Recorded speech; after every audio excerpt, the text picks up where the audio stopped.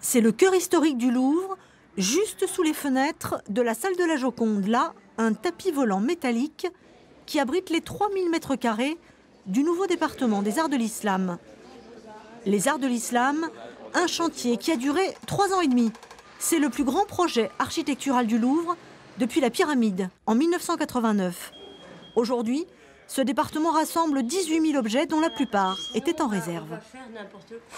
C'est une occasion formidable en fait pour faire partager à l'ensemble des visiteurs du musée, pas seulement français mais très internationaux, les splendeurs de cette civilisation que les gens connaissent très mal en fait. La boîte en ivoire sculptée d'un calife du Xe siècle, une lampe de mosquée syrienne en verre soufflé du XIVe siècle, de l'Espagne à la Chine du 7e siècle au 19e siècle, la collection du Louvre reflète toutes les civilisations de l'islam.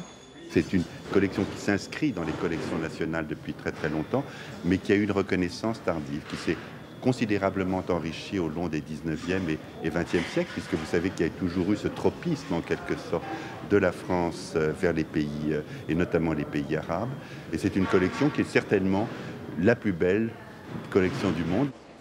À lui tout seul, ce département a coûté près de 99 millions d'euros, financé pour les 2/3 par des mécènes comme le roi du Maroc, le prince d'Arabie Saoudite ou l'émir du Koweït. Il y a pas mal de préjugés envers l'islam et les musulmans.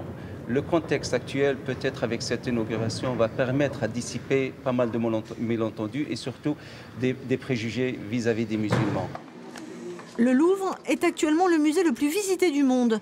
L'ouverture de ce département des Arts de l'Islam va attirer à coup sûr un nombre encore plus grand de visiteurs.